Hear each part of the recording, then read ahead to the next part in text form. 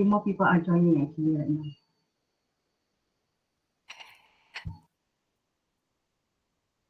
I think people are starting to enjoying breaks already. Or busy marking. Oh yeah, busy marking while taking a short break Yeah. from teaching, I think.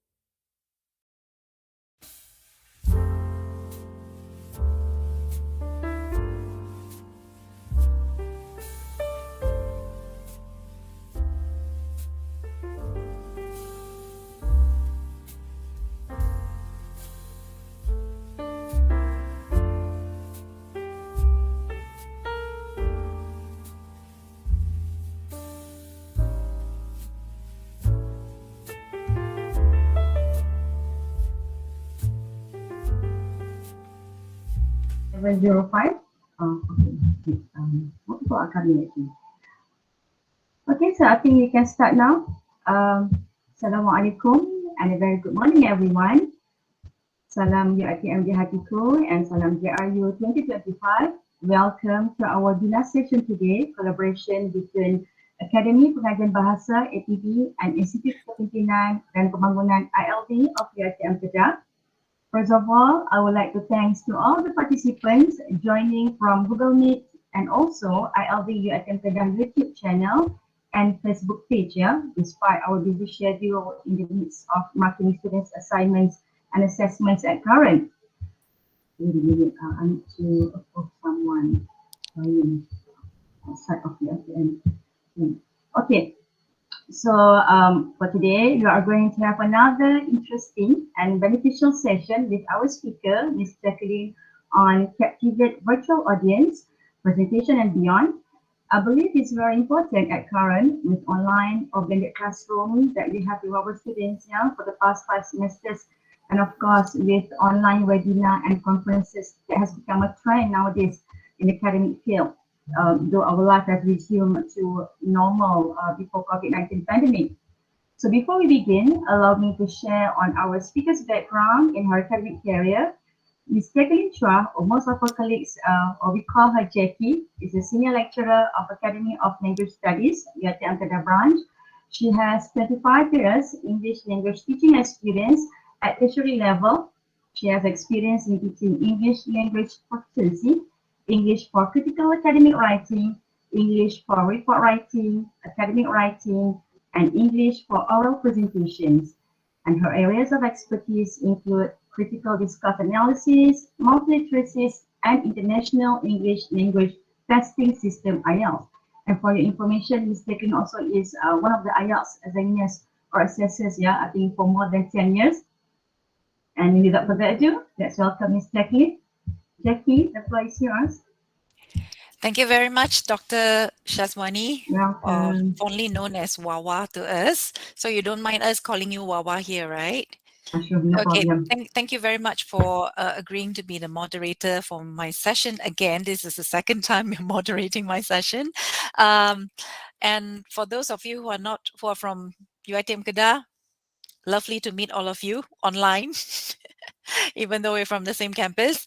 And those of you who are not from UiTM Kedah, greetings from UiTM Kedah. I'm Jacqueline, and you can just call me Jacqueline or Jackie.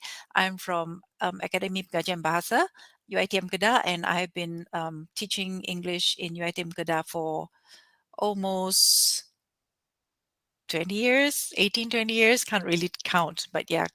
Okay, so I think Dr. Wawa has already said that, it's a time when all of us we are actually done with one bulk of teaching load. Now we are in this marking frenzy and before our break. So thank you very much for taking your time off your marking or even, a short break for yourself to join this session.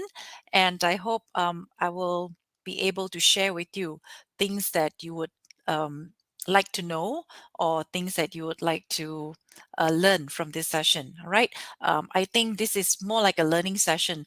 If you have any good ideas, feel free to join. Feel free to share with the session. Yeah. So you just unmute yourself and ask questions as and when you like it. Dr. Wawa will be the moderator. So essentially, she'll be sharing with you the links to the online polling and also some trivia that I'm sharing with you. And later on, in this session, I'll be having some competitions, that actually come with prizes. So I will give you the instructions as to how you can leave your information with Dr. Wawa so that we can get back to you after the session so that I can send to you. Yeah, send the gift to you if you're the winner. All right, so all the best, everyone. Okay, so let me just share with you the screen to my slide. Yep. Hang on. Okay. All right, can you see this? Can you see the slide? Yes, yes. Okay. All right, great.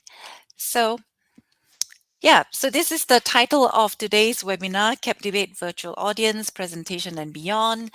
And I'm Jacqueline from Academy of Language Studies, UiTM Kedah Branch. A quick overview of what I plan to do in these 2 hours, probably shorter than this. Let us see, how far I can stretch this session. Yeah, with a very small number of audience. Okay, in this session, I will share some useful strategies for reaching out to your virtual audience, because I think we are still very much on ODL, even though some of the campuses have already opened the doors to students and classes have been going on face to face, but still, at least half of our time is still spent online, whether it is meeting or webinars or even teaching. Yeah. So we need to consistently develop our skills in captivating the audience, because I'm sure all of you have faced certain number of challenges in managing your audience and also trying to run your session online. Yeah. Um, Tapping from my experience, okay, as a speaker, and also I've been MC of numerous large-scale formal events. No stranger to public speaking and presentations to a big group of people. I will highlight the practical tips for perfecting your online presentation skills to create lasting impression on your audience, hopefully for the right reason. Yeah, sometimes we can create lasting impression on our audience for the wrong reason. So over here, let us try to learn to perfect our skills so that we can actually impress our audience on the right way. Yeah, in the right way. So in this session, I break down the 2 hours into 4 sessions. First session will be to know your audience, and second session is to bait your audience, and the third session will be to keep your audience or to hold your audience. Yeah, and lastly, we have the Q&A. All right. Okay, so before we move on to the gist um, of the webinar, let me just ask you this question, and I'd like to see the poll here. Dr. Wawa, could you please share with them the link to poll everywhere so that they can the participants can actually key in their input. Okay, It will can be I have nice to see Vincent? them. Yes, thank you. Yeah, they're very people attend webinar for various reasons. Yeah, and I have put down here a few common reasons why people attend webinars, and I just want to see, what exactly is your reason. So don't worry, your name will not be shown here, so don't worry. You can be very honest in sharing your input.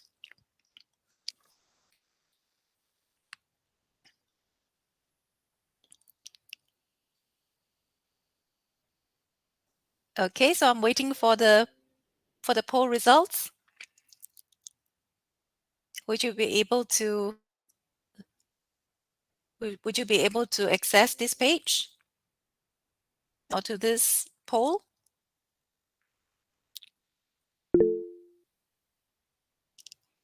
Yes, if it is okay, can I have a hands up from all of you, or those of you who are able to do that? That's great. Thank you very much. Yeah, thank you. So let's wait for the results.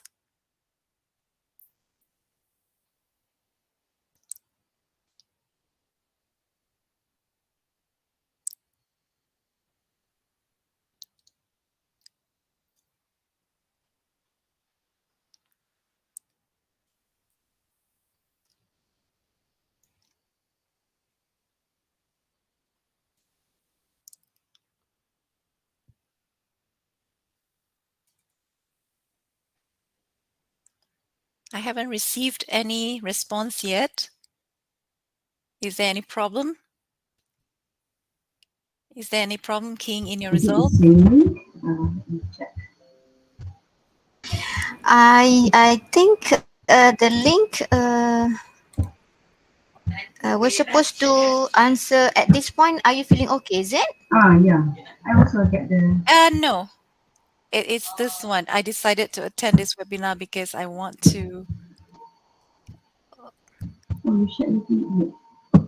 Hi, good morning. I'm Afni Hi, from morning. Seremban. Yeah, so you got I the wrong clicked question, on the is it? link. Yeah, sorry. You got the wrong question, is it? The different Yeah. question. No, I can't get past the at this point. Are you feeling okay? So I Oh, clicked on the okay. smiley face, and then Hang it on. says, It is a different question. All right, you see, yeah, this is and the then it problem. says Let me clear see. the previous response, and that's about it. And Okay. yeah. So All I right. started with a smiley face, but I'm Uh-huh. slowly gravitating towards the moody face now because I just can't get past that one. Okay, Yeah, so thank you. Yeah. I'll just share with you this and see whether it works. Okay? Okay, you go to this link and see.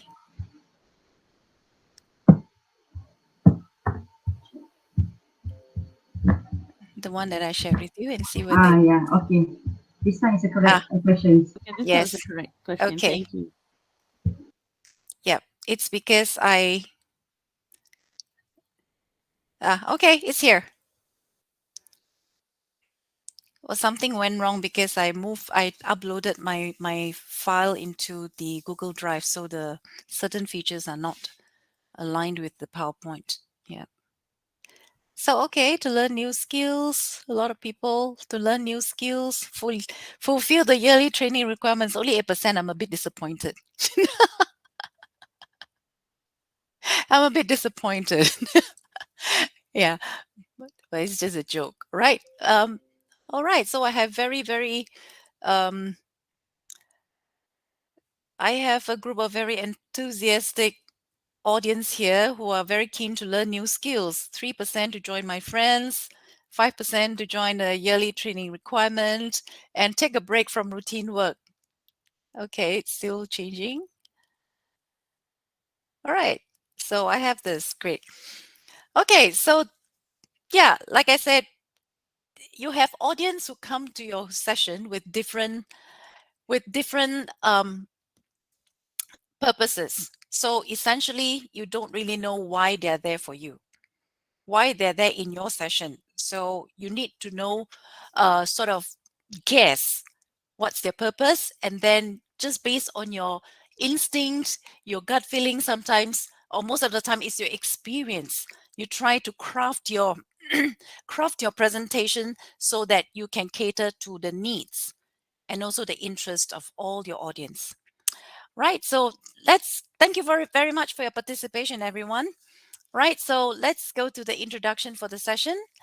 um, well, in this time, basically we rely a lot on uh, virtual communication or online communication. So we live in a time where virtual events and webinars have become a common part of our lives. In fact, most of the time we try to avoid face-to-face for various reasons. Maybe afraid that, COVID cases are on the rise again. Sometimes we are so comfortable in our virtual zone that we do not feel like we want to meet people anymore. So increasingly rely more and more on virtual events and webinars to connect with people outside, right? So while the video conferencing platforms like Zoom, like Google Meet, WebEx, and all make it possible to connect virtually with a huge number of people, they also make the interaction more challenging when people involved do not meet in the flesh, right? For example, like now, I can't really see whether you're smiling, whether you are frowning, whether you're giving me the cynical look, whether you're giving me encouraging smile. I can't really see that. I can't really see that except for Dr. Wawa, whose camera is on. The rest of you are hiding behind your beautiful photos, so I basically can't see you, right? Even when you see me, you actually don't see the real me. It's through a medium. It's through a device. So you can't really see whether, my skin is very good because it could be filter, whether, I wear certain kind of perfume. You can't really see. So those are the personal touches that are very unique to face-to-face communication, which we can't really achieve that in a virtual communication, and that actually can pose certain level of challenges to for us to communicate effectively with our audience, right? And also the fact that many things can just go wrong during online presentations. I hope you can see this. Can you hear the sound? Yes. Yes, we Okay, can hear. Any questions? Now we can finish our class.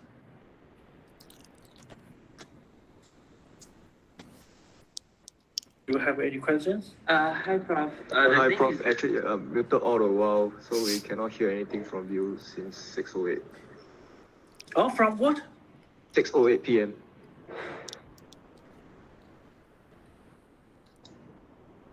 You mean how long did you hear? For the first few minutes. Huh? First few minutes. Yeah.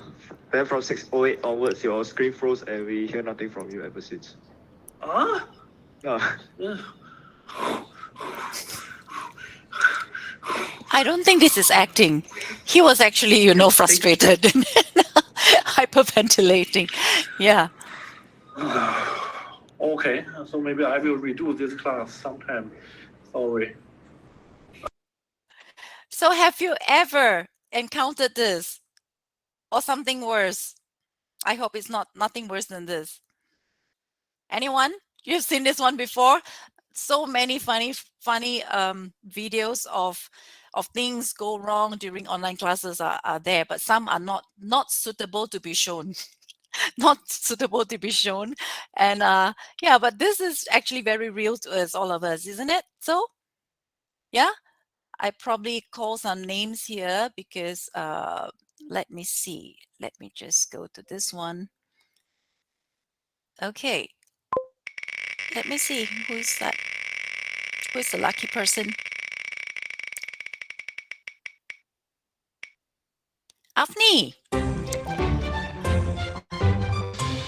Afni. Hi. Yes, Afni. Do I get a prize? You don't get a prize yet. You don't get a prize yet. Oh, sorry. You don't get a prize yet. So yeah, Afni, let us listen from you. Have you ever encountered any funny incident or very stressful moment when you run your classes online, or you're doing some online presentations, or you're presenting at a conference, online conference, or anything online?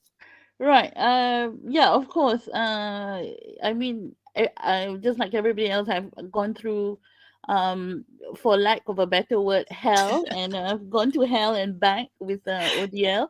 In fact, sometimes I think I'm still in hell at some moments. Just that I was actually entrusted to teach some students from China under this global program under ICEPS. Okay. And we experience a lot of technical problems because they would actually be in China. They're still in China. Yep. And to make matters worse, we teach through an interpreter as well. So there are a lot of technicalities that go wrong. And once I accidentally exited the meeting, as in I because I was working with too many tabs, that I actually closed the meeting tab, and and I had to rejoin the class. And then sometimes when you want to show your slides and all that, it just doesn't come out the way you want it to.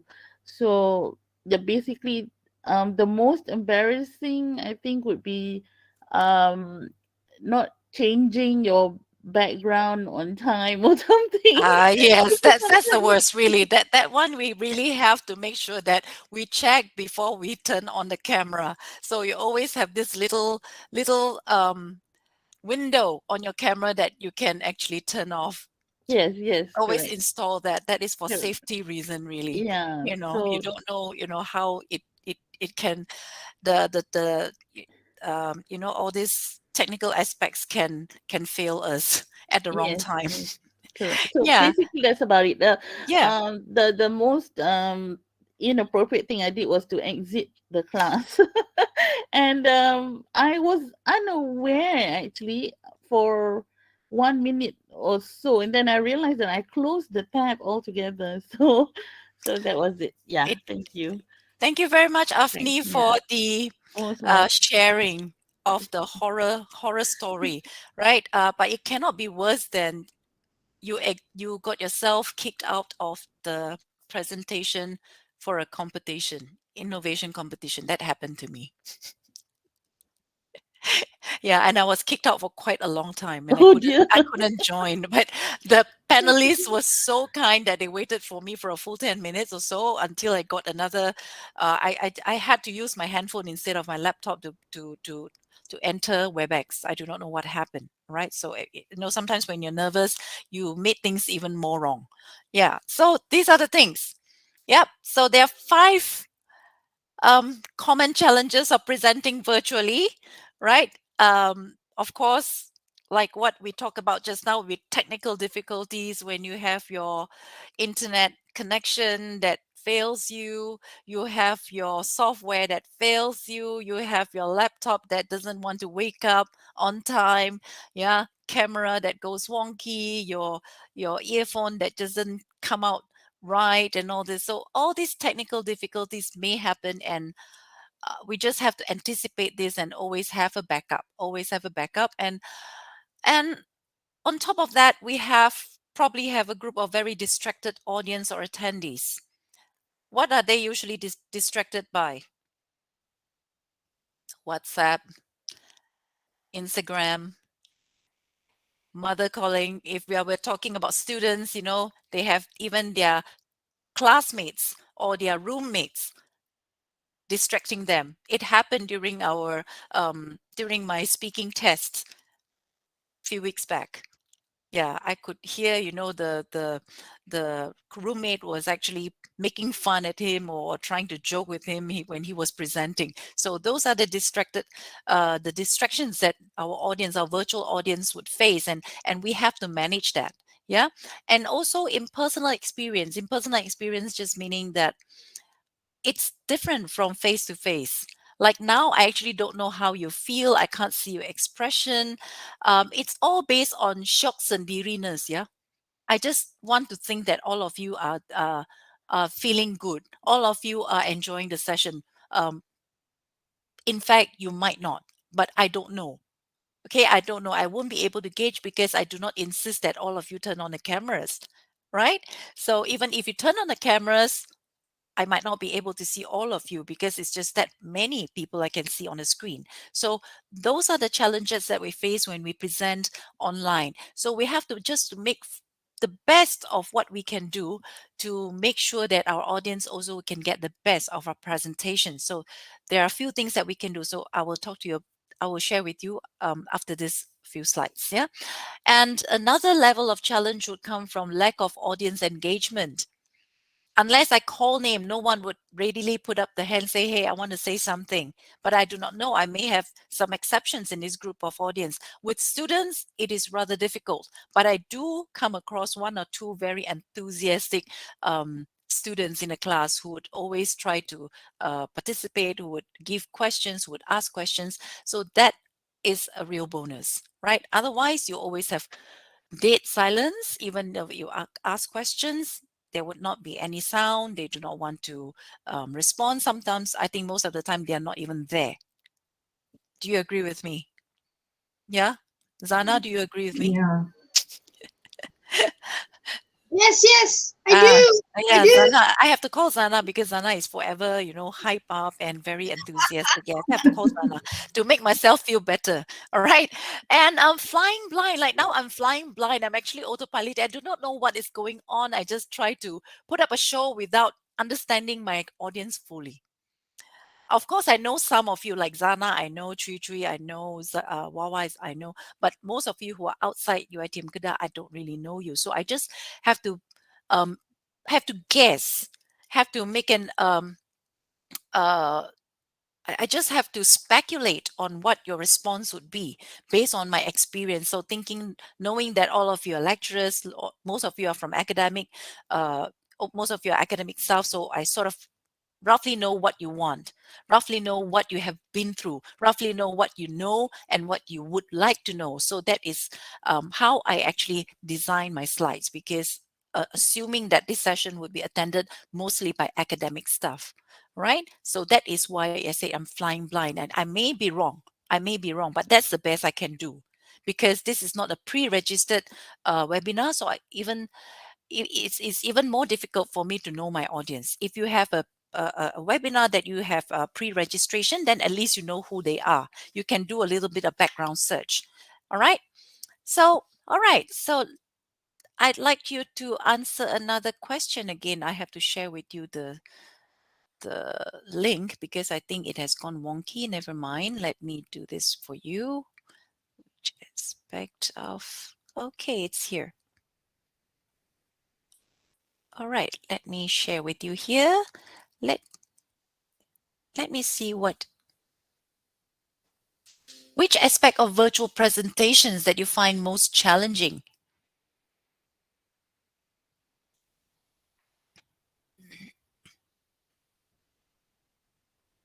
Okay, let's see.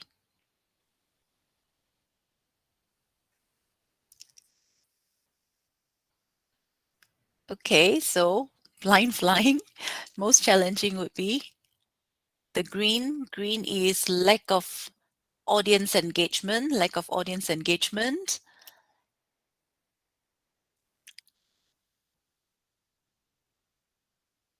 Okay, a little bit of blind flying and a lot more on technical difficulties.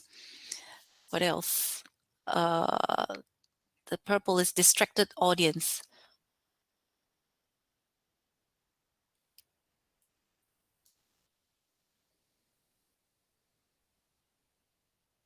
Okay, so biggest chunk comes from lack of audience engagement. You see, we are pretty much concerned about audience because even though at first we are all very intimidated by the technical aspects, I think all of us do. I mean, I myself am quite a technophobia.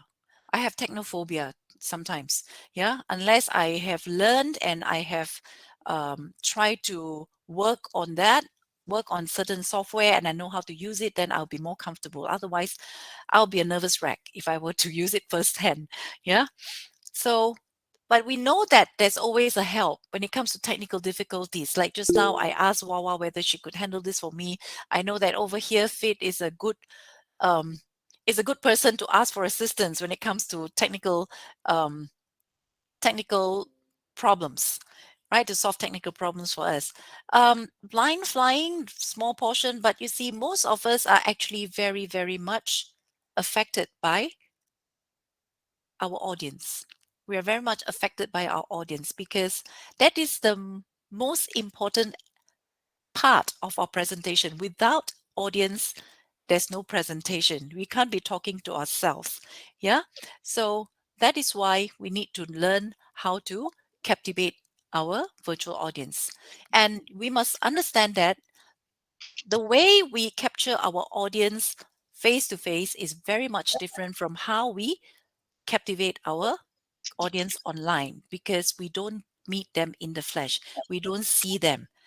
We don't even hear their voice. Sometimes they just even prefer to just type their response. Okay. Zana would wish could take all the answers. You can choose one. All right. So I think, yeah. So that is the purpose that I came up with this webinar, so that we can share based on what I have gone through. I share with share with you my experience, and also certain things that work for me. And during this 1.5 hours, I would also love to hear from you. If you have something that is that works for you perfectly and you would like to share with us, that I have not, I do not mention here, you can even share with us. Yeah. So yeah, are you all right? Are you okay? Are you good? Can Yeah. I have a hands up here? Good. Thank you. You can stop me anytime if you have any question. We don't have to wait until the end. Yeah. Q&A. Okay. Know your audience. The first session, know your audience. Why do we need to know your audience? So I need you to imagine that every single session of virtual presentation that you have to conduct is a war. We have a group of imaginary enemies in front of you. Now you have to convince them, you have to capture them, you have to conquer them. Yeah. So that is why, according to the Sun Tzu, The Art of War, if you know your enemy and yourself, you need not. Oh, sorry, I need to share with you this one. See what I mean? When you toggle the tabs, this is what happens. I shock sendiri, I talk to myself. Yeah. Okay. All right. So this is taken from The Art of War by Sun Tzu. If you know your enemy and yourself, you need not fear the result of 100 battles. If you know yourself but not the enemy, for every victory gained, you will also suffer a defeat. If you know neither the enemy nor yourself, you will succumb in every battle. Can you read this? Is everything okay? I heard some Yes. noise. Okay. So this basically explains why we need to know our audience if we want to have a successful session, or at least a fruitful session. If not successful, but fruitful session, we must know our audience so that we can win the battle. If you only know yourself but not the enemy, you will win, but you will also lose some. But if you know neither the enemy nor yourself, you do not know what you want to do, you do not know what you have to do, and you do not know what people want, then definitely you will face failures. Okay? So first thing that you have to ask yourself about your audience would be the 3 W's. The 3 W's. We do not need to know the 5 W's and 1 H, but the 3 W's. Who? Who are they? Are they students? Even students? Are they diploma students, degree students? Are they our colleagues? If they are our colleagues, are they from the same department, different departments? Are they from the same campus, different campuses? What are their fields of expertise? Yeah. And why are they here? You probably want to start thinking about, why are they here in my session? What do they want to know?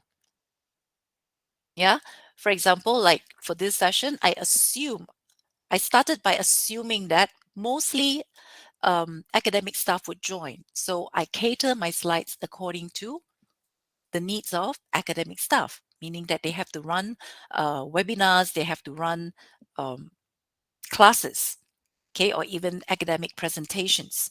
So that is my speculation. Maybe wrong, but that is the best I can do, unless I do a pre-webinar polling and get some response from you. If you can do that, that is best. If you can't, then you have to base on your gut feeling, right? And after this too, you have to ask yourself, what do they know and what do they want to know? What do they already know that you do not want to put in here? Or even if you put in here, assuming that there are some people who don't know, you want to skim through it very quickly so that you don't get your majority of your audience get bored.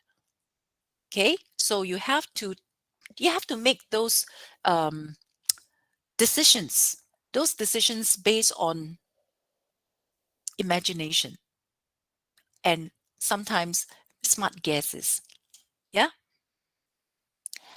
And knowing your audience's demographic traits is important. For example, their age. Can you tell me why it's important to know their age? Can someone tell me? I'm sure you have gone through this before. Why do you think it's important to know their age? See, nobody wants to answer. Never mind. Let me spin the wheel again.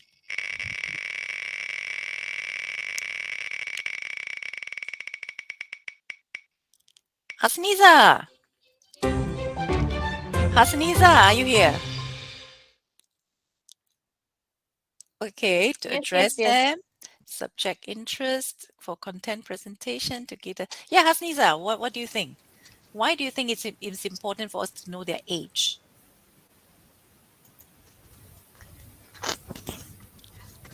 Reason being is that by knowing their age, you know their interest, their preference, you know, so that you can capture their attention. Yeah, thank you. For example, if we have a group of young adults, I don't think they would appreciate much if, or they would not be able to relate to things like, you know, P. Ramlee songs, Saloma, yeah, DJ Dave and all this. Immediately they will switch off, right? Yeah, if we were to give them such references, they wouldn't be able to relate to that. So by looking at their age, we will be able to come up with a content that is relevant to their needs and interests, right? Even gender, male, female will have different interests, different needs. Occupation, if you're presenting to a diverse group of audience, then probably you want to know, you know, what do they do, so that you can come up with some examples that they can relate to. Like, for example, just now I used the video that is specifically about teaching, because knowing that all of you are in the field of teaching, right? If this were to be for, say, a group of engineers, then probably it doesn't really resonate with them. It doesn't really, it might not resonate with them. They understand, but then it doesn't create any kind of feelings or emotions with them. But over here, you said, all of you straight away say, I've seen this before. I think it happened to me before. Or I got it worse. Something like that. Yeah. Race, ethnicity, and culture, you know, you need to be more cultural specific and also be sensitive in your content and also your delivery and all this. Yeah. Religion and region. I think that is also part of the reasons why we need to know our audience, so that we can come up with relevant content. Yeah. So it comes to this. The reason why we need to know our audience is because we need to always meet in the middle here. We cannot be just talking about what we want to say without taking into consideration our audience. And also, I don't think we can always cater to the audience need without taking into consideration what we want to say. Because a whole group of, say, 100, 200 people in the audience, they cannot be having the same kind of interest. And it's impossible for us to meet all their needs. And also, what they need might not be what we want to deliver. It might not meet the objectives of our presentation. So we need to meet in the middle and strike a balance. So when we know who they are, sort of we guess what they want, and we have to match it with our content and see what are the things that we have to filter, what are the things that we can include to make our presentation more meaningful and more effective in that sense, so that we don't get bored or we don't get frustrated because we're talking about something that we don't want to say, or it's not meant to be presented for that session, but just because we want to please the audience. Neither should we bore the audience by saying things that we want to say but they don't want to hear, right? So we have to meet in the middle and look at the traits of physical audience, the different types of audience, Physical audience, we have these few types. I sort of... Sorry, Miss Jacqueline, I think we cannot see your slides. Oh, again? Yeah. Hang on. What happened now? Oh, I think I did not share. See, this is what happened. Thank you for telling me. No problem. Okay. All right, so this is what I said. We need to meet in the middle here, what we want to say with what they're interested in. This is what is relevant for everyone. We need to match the content with the interests of our audience, right? And basically, we can categorize physical audience and virtual audience in these few types. And you can see that these are the overlaps. They are essentially the same. We still have humans behind the screen. It's just that they're just behind the screen. You can't see them in flesh and blood. Yeah. Over here, you have the enthusiastic. They also the enthusiastic, meaning they are very, very lively, they are friendly, they are willing to share, they are eager to participate. And you also have the apathetic, whether in real person or on screen. The apathetic would be those people who just don't care. I'm not interested. Okay, I don't care. I'm just here because I need to be here. So I don't care how you feel. I don't have to support you. I don't have to smile when you when you look into the the the camera and smile at the audience. They do not have the obligation. The apathetic would not feel obliged to smile back at you, because you know they won't feel that it's their responsibility to um to respond to that. Yeah. And we also have the skeptic. They will try to look for flaws and weaknesses rather than looking for the positive points in your presentation. The skeptics will be always like, is she real? Is she really that good? Is she talking facts? Does she know what she's talking about? So always the negative. You have that kind of people, and they always try to look for the opportunity to just hit at your weakness. Yeah, the skeptics. And you also have the neutral, like when you ask them, it's okay, lor. It's like that, lah. Is it good? Okay. Is it bad? Okay. They're neutral. They don't want to give their opinions. They do not want to give their response. Slightly different from apathetic. Apathetic could be those people who just do not care. Neutral, they care, but then they're not willing to give their opinion. Okay. But if you look at virtual audience, there are two additional groups here. We have the vanished and the juggler. Can you sort of guess who are the vanished? Have you ever encountered the vanished? Do I have any vanished here? Yeah? Do we have that? You encounter the vanished a lot of times, right? Especially among your students. Yes or no? So what they usually do? What do they usually do?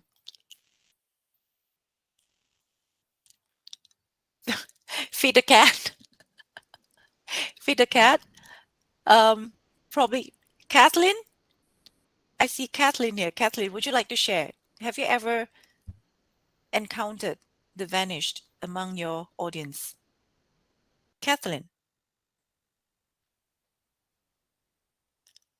Kathleen is not responding. What about Mr. Lim? Mr. Lim Tek Heng? Are you here? Yes, Hi, I'm Mr. here. Lim. I'm Yes, here. Mr. Lim. Have you ever encountered? It's okay. Mr. Lim, have you encountered the vanished? Yes, I do. So what do you do with them? I'll call them up. You call them up Yep. one by one. Yep. Okay, so what if they're really not there? What would you do? But then sometimes it is because, well, when we are doing online, sometimes it's because of the line, you see. So it's not that they don't want to be there. Yeah. So sometimes we need to understand the situation as well. Yes. That, of course, is part of the reasons. But sometimes, they do just turn it on and they're not there.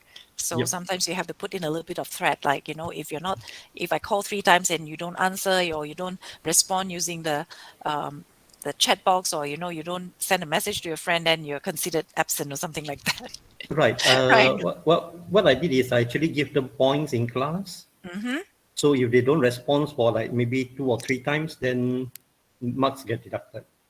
Wonderful. You see, Mr. Lim has shared with us another tip of how to manage this vanished. Yeah. And we also have the juggler. People who are very busy. Yeah. They are multitasking. They are looking at their phone. They are trying to, like Zana said, feed the cats, trying to talk to their friends, trying to, check into the camera, look at their eyes or whatever. So they're very busy. So because of that, they may lose focus on what you're talking about. Not that they're not there. They are there, but then only physically there, but mentally not there. So probably they're not interested, or they're not motivated. So they become the jugglers. They do a lot of things at the same time, multitasking. Yeah. So we need to capture them by choosing the right approach to manage them. Like just now, Mr. Lim said, he used the point system or the merit system to to address this problem of the vanished, those people who could actually go missing for whatever reasons. Okay, so that is one way. So we need to actually look at the type of audience we have so that we can come up with the appropriate approach, or the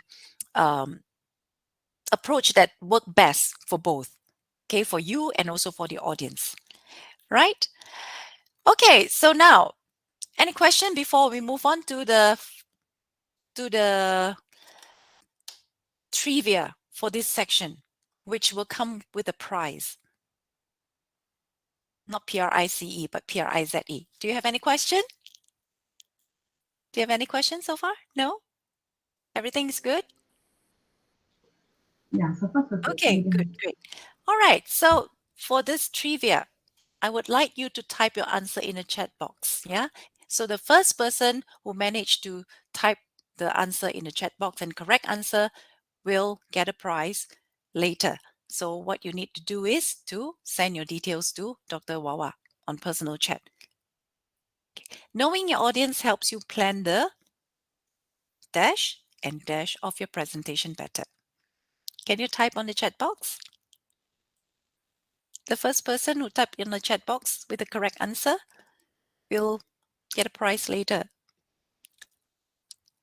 Joke and content. Norazila! Norazila! Yes, Norazila got the correct answer.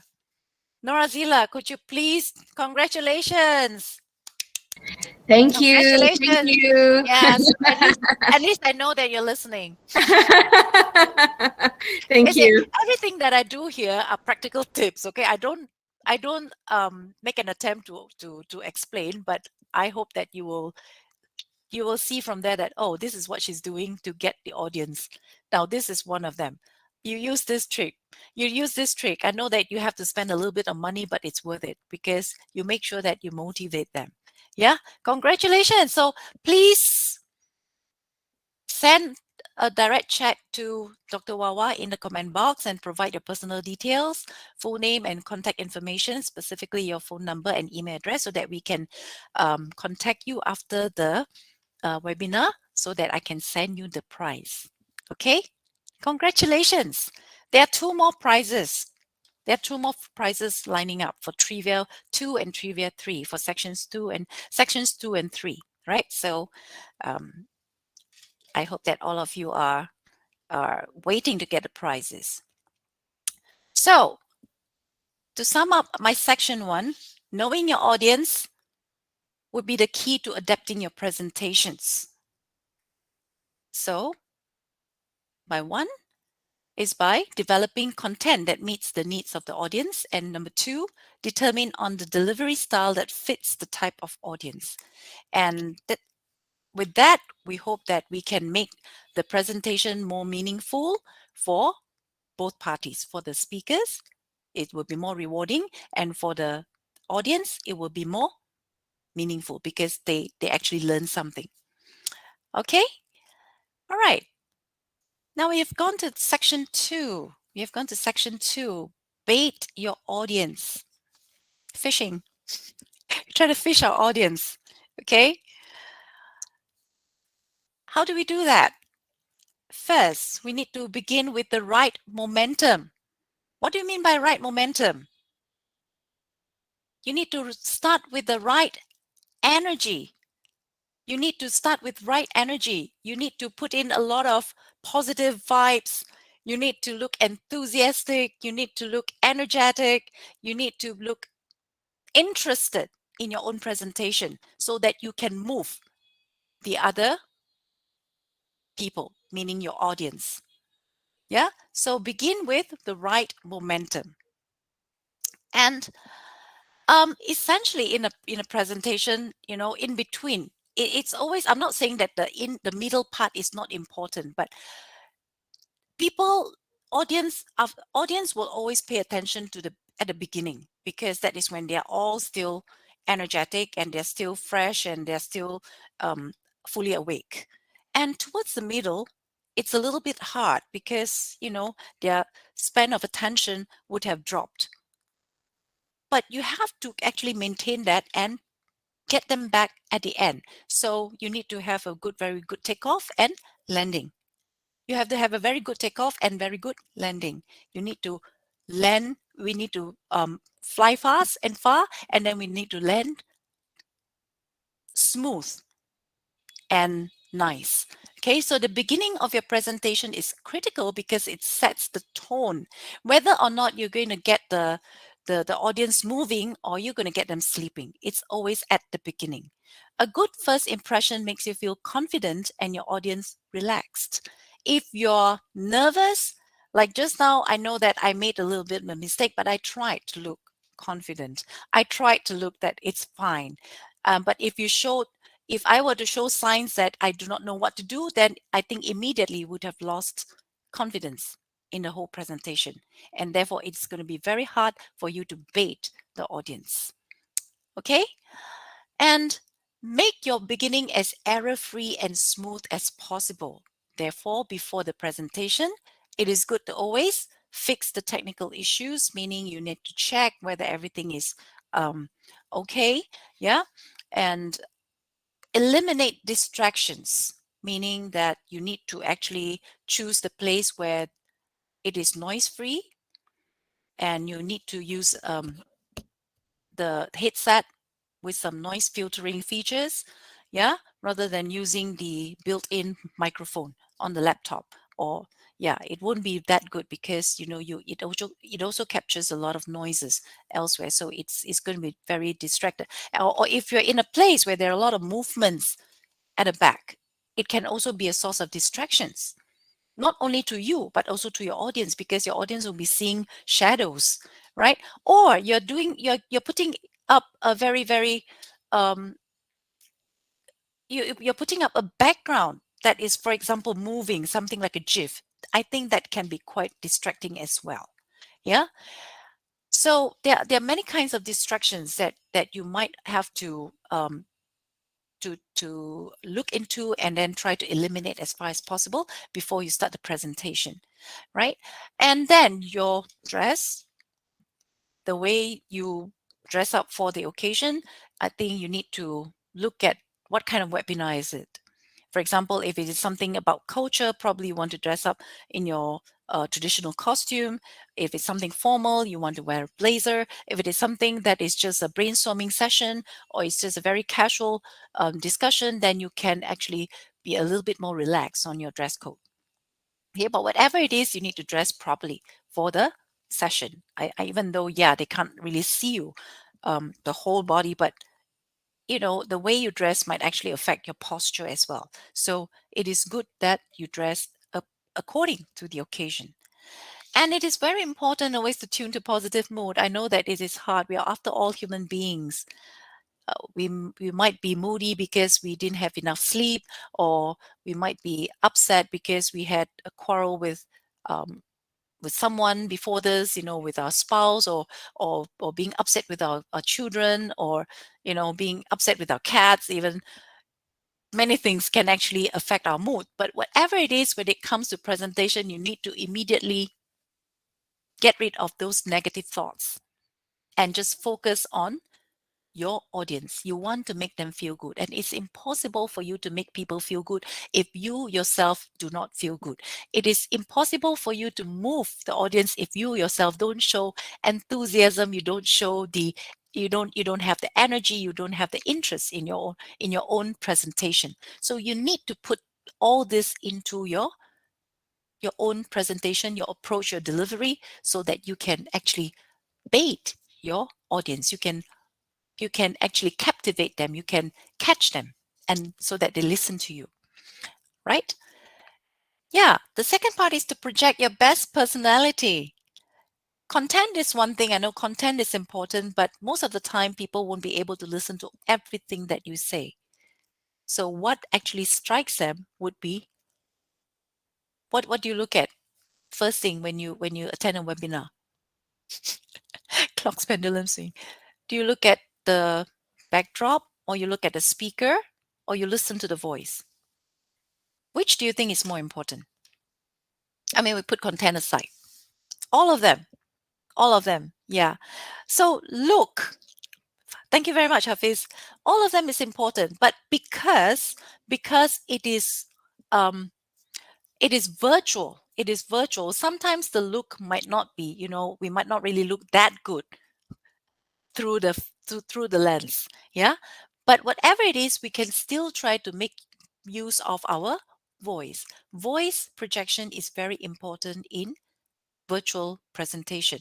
You must make sure that you invest in good headsets so that your voice can project clearly, and your audience can hear you very well, and you modulate your voice as you talk. You do not talk just like even your physical presentation. You shouldn't talk like a robot. You should not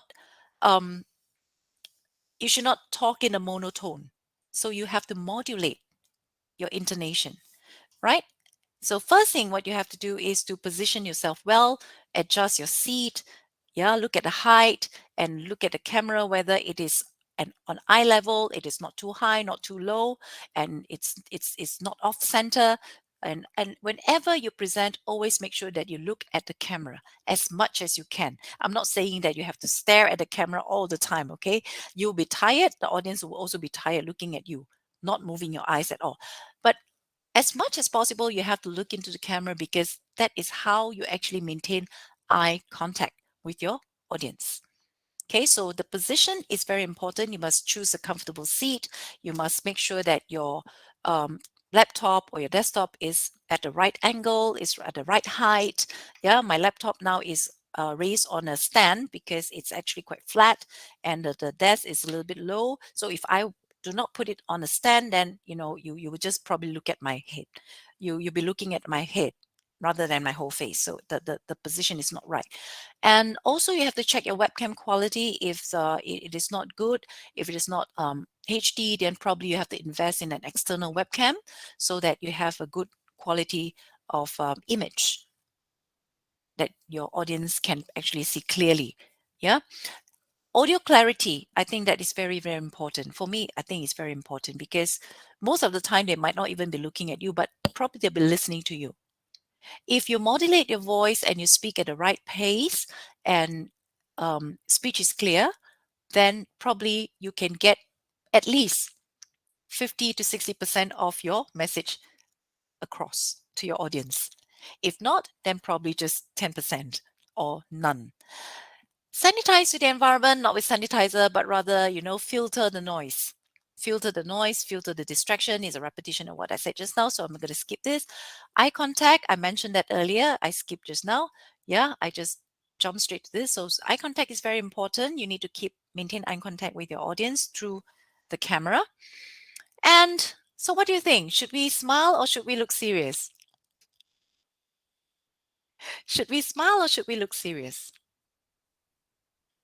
Even online. Smile. Smile at the right time. Smile at the right time. If we are talking about something serious, we might not be smiling too widely, right? But I don't think we should keep a very straight face throughout because it's going to be very tiring for our muscles as well. It's going to be very tense. It depends. It depends, yeah. But it's no harm done, to smile to your audience. Even though you're talking about something very serious like mathematics, is something very serious to me because I'm horrible in maths. Yeah. So, but you can still smile. You can inject some humor, right, in it, so that it actually makes both of you relax. Your audience will be relaxed and you also be relaxed. When people are relaxed, they generally have very good feeling and therefore they'll be nicer. They'll be nicer to you. All right. And hand gestures, how much is too much? Do you, do this kind of big gestures, big movements all the time? Or, you can actually put up your hand like this and point like this. You can, but not all the time. Hand gestures and your body movements still come in handy, even though it is virtual presentation. Yeah, if possible, it's good to stand up and speak. It's good to stand up and speak, but I don't really practice what I preach because I feel comfortable sitting down. I feel comfortable sitting down. So I think that if you sit down and you have a good height, a desk that is of good height or normal, or suitable height, and you raise your computer and you have good seat, I think this is good enough, right? But if you feel comfortable standing up and you feel that your voice sound better, you look more you look more energetic.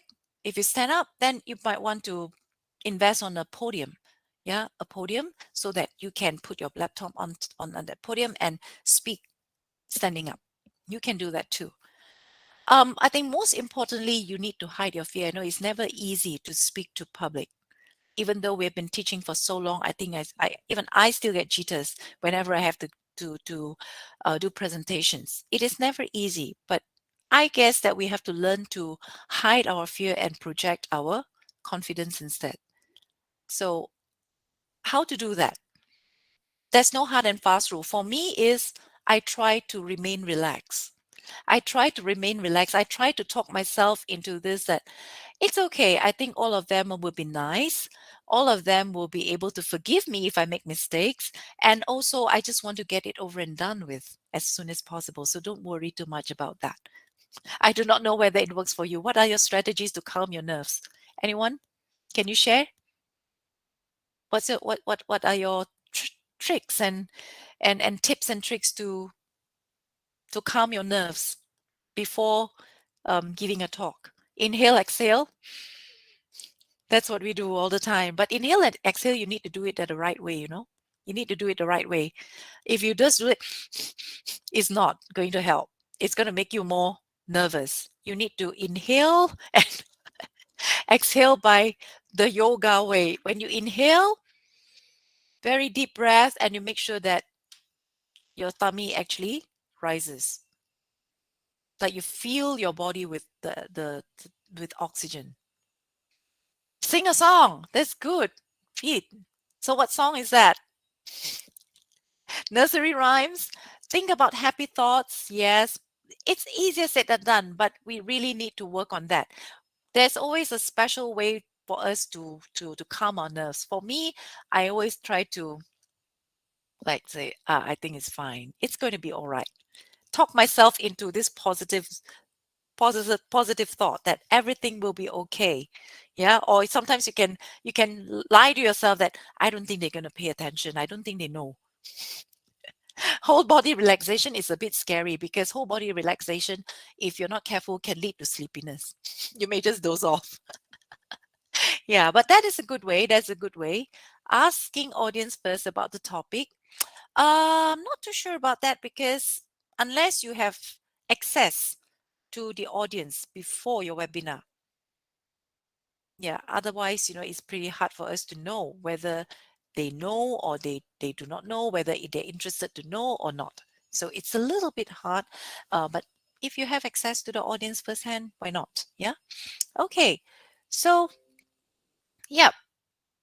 So at this point, are you feeling okay? I have to change this again because this doesn't work. You see what I mean? So I need you to answer this to make sure that I just want to know whether you're all right up to this point, whether you're happy, unhappy. All right, let's see. We are all right. Okay, let us look at the poll.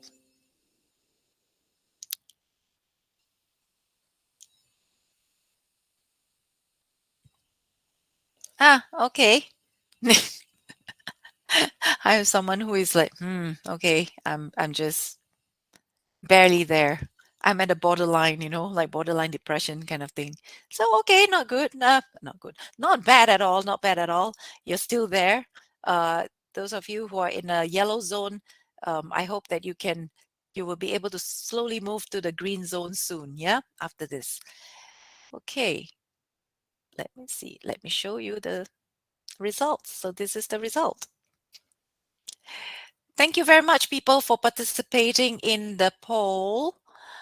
Yeah, it's nice to have all of you still around and being with me.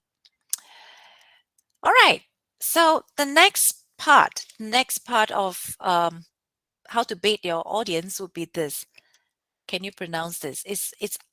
It's Isaac spelled very wrong. Isaac as in Isaac Newton. IISSAAQQ. So what does this acronym stand for? You can use icebreaker. Can you still remember what icebreaker I used for this session? Can you still remember what's the icebreaker that I used for this session? Anyone? Chui? Chui? What was the icebreaker that I used for this session? The first one, Paul. Yeah, Sharifa, thank you. Asking how we feel? Not really. I think that's the because we gave the wrong link. Actually, the first question was which aspect of technical issues that you're most afraid of in your present virtual presentation. Yeah, so that's the one. So that is sort of getting you to think about your own experience, getting you to be engaged with the topic, and also for me to make sure that you are there, right? So get people to be involved. So this is one way. I like to use poll everywhere. I'm sure there are many other interactive presentation softwares that are available online that you can try out. I think another one is Mentimeter, but I'm more familiar with Poll Everywhere, which I can embed I can add into my PowerPoint. And there are a lot of features that you can use. I'm not too sure. Any of you use Poll Everywhere? Do all of you use Poll Everywhere in your presentations? It is nothing new. It is nothing new. But I think that what we need to consider is to use it at the right time. Use it at the right time, and also make sure that the questions or the activity that you develop on these platforms are suitable to the topic. Never take customized ones because they may not work for your topic, right? To be very frank, I presented this same topic to a private university before, to the staff there. But I figured out that I had to change the entire set of slides for this because they are different. You are different. They are different. You are different. So I change everything. I do not recycle. Yeah. So I think, you need to actually customize the slides for a specific group of audience. That also, I think, would make it work better. Would make it work better. And never use other people's slides for your presentation, because I think that you might not be familiar with the content, you might not be familiar with the flow, and that will actually affect your presentation. Right. So the next one is icebreaker. Actually, say Mentimeter also good. Yeah, Hafiz. I will try to learn how to use my Mentimeter. I saw people using that. It's kind of interesting as well, but I haven't used that before because I'm, I told you I'm not very good technically in these technical aspects. So if I'm okay with one, I'll rather stick with that. Yeah. Okay, illustration. Give illustration. When you explain, you give illustrations. You say, for example, this and that, so that they can understand a specific concept better. Yeah, you can use short stories and all to capture your audience, but make sure that you're a good storyteller if you want to tell short story. Otherwise, it's going to fall flat. And also statistics of surprising fact, that you can say that, 10,000 people actually use Mentimeter, whatever. You can use those statistics of surprising fact as your introduction, or to capture the attention of your audience. And you can use aphorism. What's aphorism? Any idea? Now, this is aphorism. If you know your enemy and yourself, you need not fear the result of 100 battles. It's basically a piece of statement, a statement with certain moral principle, moral background, with moral values that come with it. We call that aphorism. For example, an apple a day keeps the doctor away, but not if you're sitting in front of an Apple computer for 8 hours a day, something like that. That is aphorism. Okay, so you can use that to capture the attention, right? It can be funny, it can be serious, it can be reflective. You can use that if you are familiar with some, right? So you always have some of these in your pocket so that you can just take it out whenever you need it. Analogy or metaphor, you can say that, saying things like, reading a book is like peeling onion for her. So what do you think? Is it a very pleasant experience or a very painful experience? Reading a book. Reading a book for her is like peeling onion. So is it pleasant or painful? Painful, yes. So that is how you get the to get them to understand better. Yeah. Questions, of course, I use that quite a number of times just now. And quote, yeah, you quote someone like this. You quote someone like this. Yeah, this is quotation. The beginning of a presentation is critical because it sets a tone. Yeah. Okay. Now, this part. It is interesting. Goodies make great baits. Especially students. I think they're excited to know that something good is waiting for them. They are able to get something out of it, not only knowledge, because knowledge cannot be touched, cannot be eaten, cannot be seen. But if you give them gift, for example, a voucher, or some stationery, or maybe a ticket to a concert, something like that, they'll be so happy. So gift.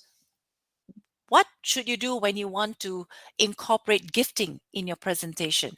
So make sure you gift early, not till the end, because some people might not be that patient. When they see, during the first few session, first half an hour, and there's nothing much for them, they might just leave. Okay, they might leave. So you want to gift early and tell them that there are more coming.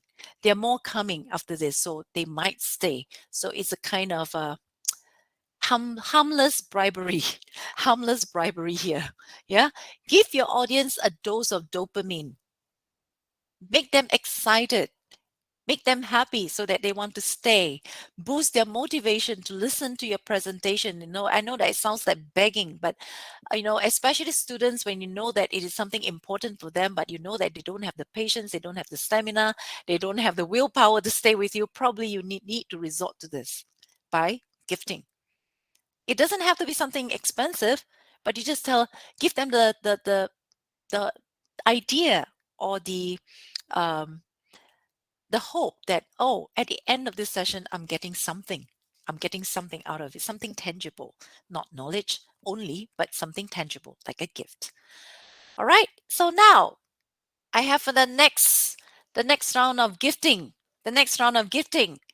Bait your audience, type your answer in the chat box. What is wrong with the speaker's webcam position? What is wrong?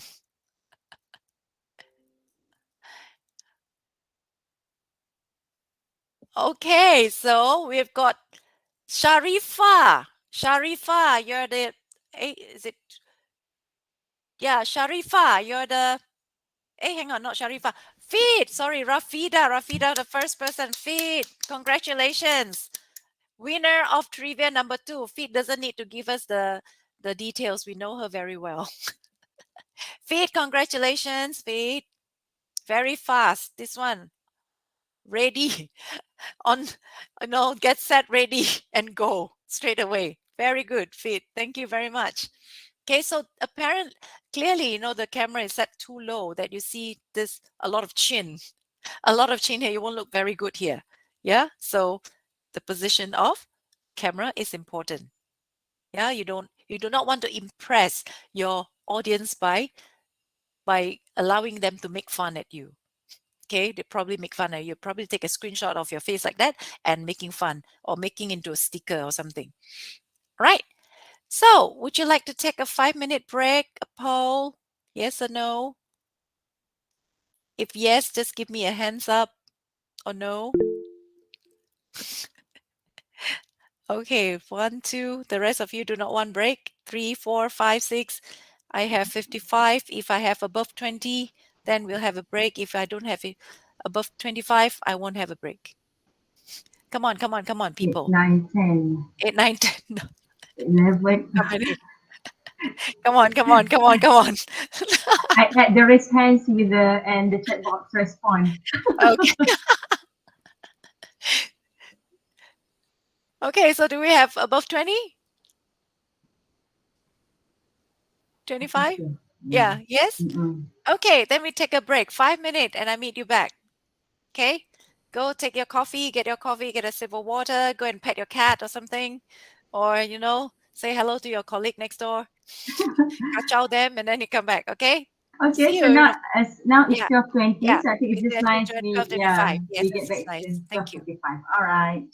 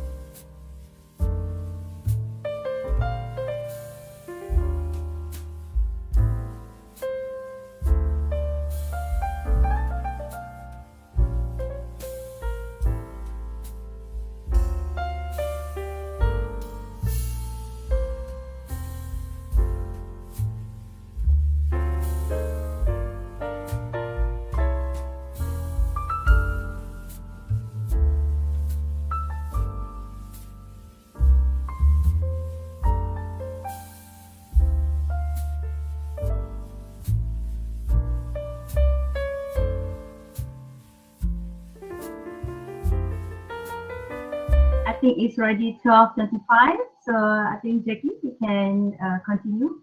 Yes, The thank last you. Thank ultimate you. session, Welcome back. right? Welcome back from the break. I hope that I still have 55 people. Yes, I do still have 55 people. No one dropped out. Okay.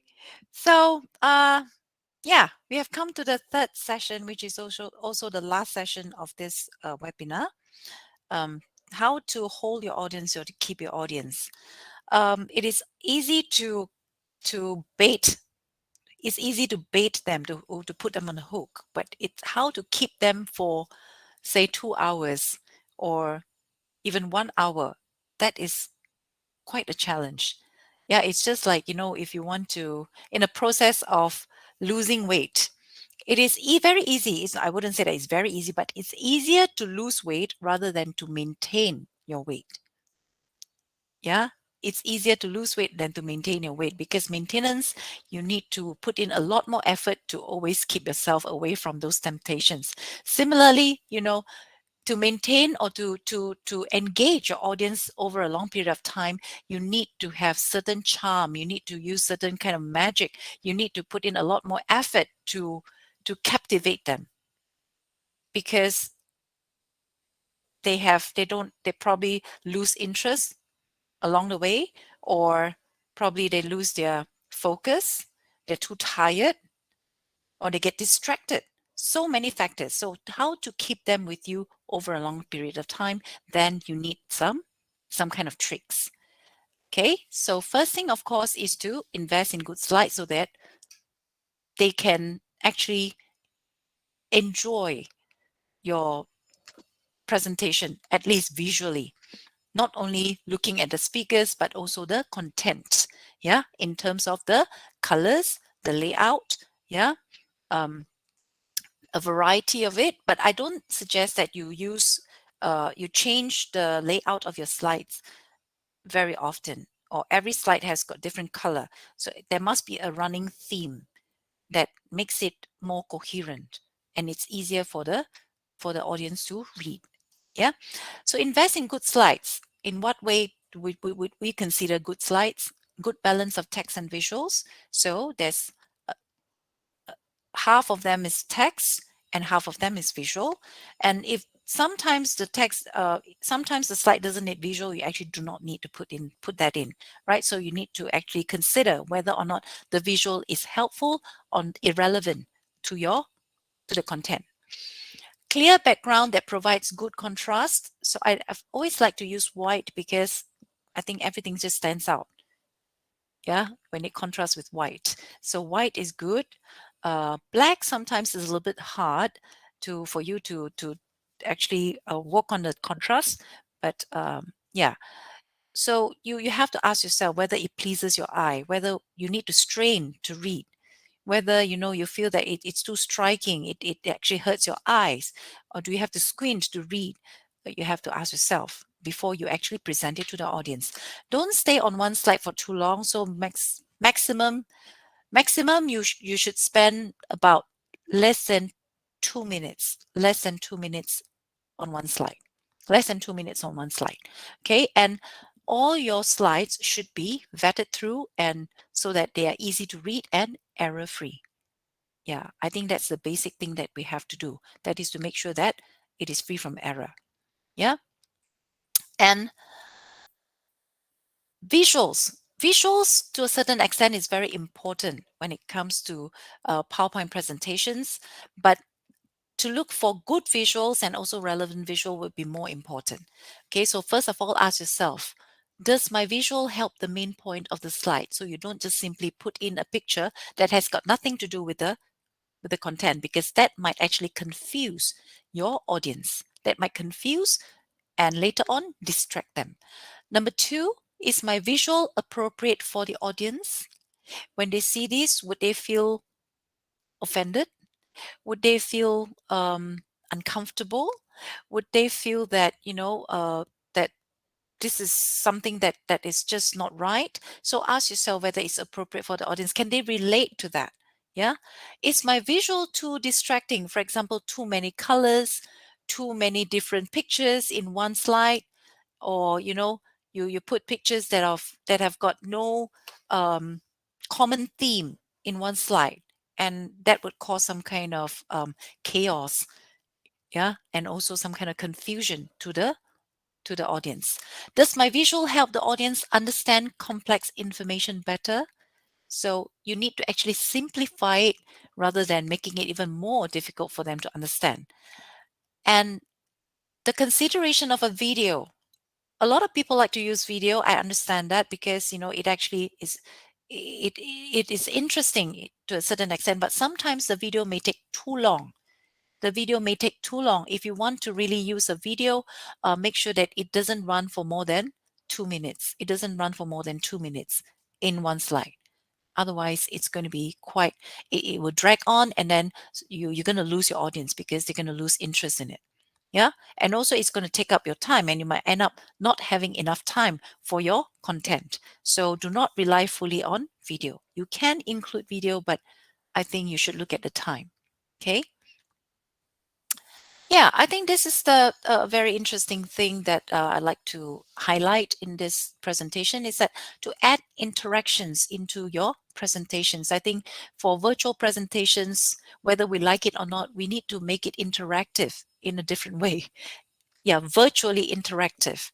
So people like us people like me who's down the line of becoming a dinosaur also need to pick up the IT skill, so that I would be able to use some kind of, I will be able to embed some kind of interactivity into my presentation. So for the young ones, I'm sure you have no problems.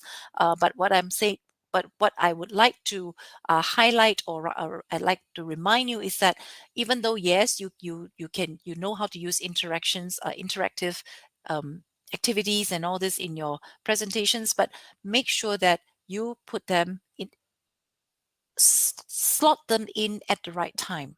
Slot them in at the right time so that it actually makes sense to the audience, right? So use the you can sometimes actually use props for demonstrations, even though you don't see them, but through the camera you can show them how to do it if you need to do some kind of demo. But for this session, I do not need to use, I do not need to do any demo, so I don't have the prop with me. But if your presentation needs some kind of detailed explanation of a certain process, and you find that they cannot really understand if you just go through it verbally, then you might have to actually resort to using props. And I think a lot of people are falling back on gamification and live polling, like what I did just now. Gamification, you include games, you include live polling, so that you can actually get the audience to be with you, and they know that they cannot run away, because they cannot run away because they know that you might actually call them up, or you know, they may have to be, they're expected to participate in certain activities, so they will stay on.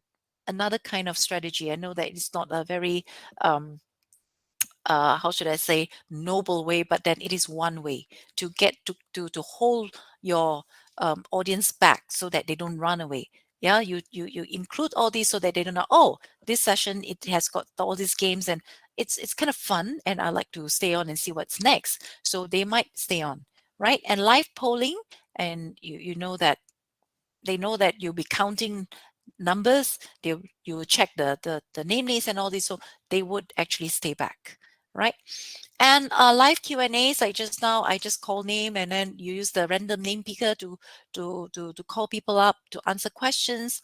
All these are different strategies to make it more interactive, so that it is not just a one-way communication. It is not just a one-way communication. And also good for the speaker to check that the audience actually listen and they understand, if they're able to answer certain questions. Yeah, so not much different from face-to-face interaction, but here you need to make use of softwares and technology more compared to face-to-face presentations, right? So tell me, which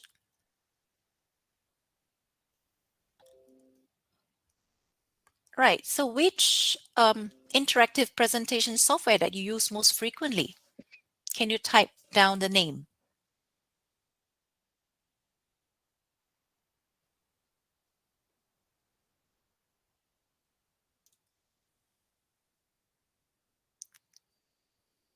Yeah, I'm waiting for responses.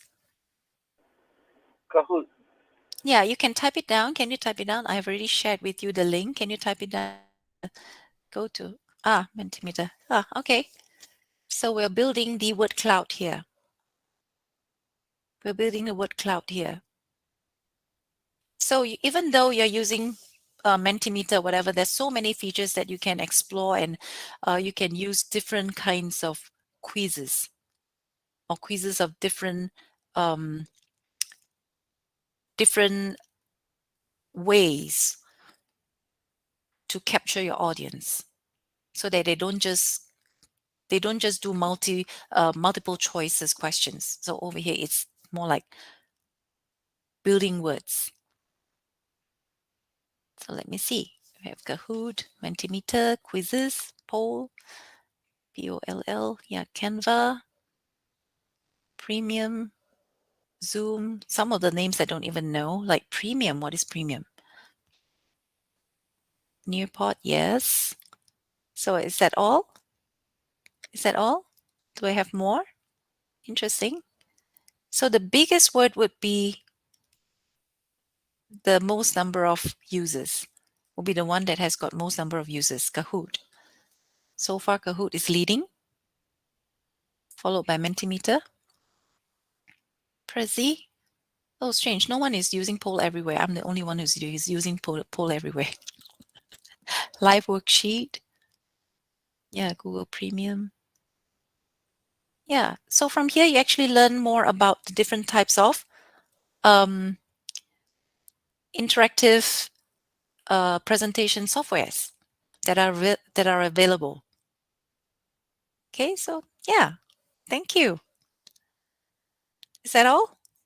I think that's all. Yeah. Thank you. Thank you very much. Okay. So, well, after 1.5 hours, I still need to maintain the momentum. I still need to smile. I still need to look energetic, even though I'm half dead inside. Yeah, that is what I meant by maintain the momentum. Students, your audience may lose their momentum, but as a speaker, you should not lose the momentum. You should keep it going. You should keep it going so that you will keep motivating your audience to listen to you. Yeah, as much as possible. Therefore, as a speaker, you need to always develop stamina.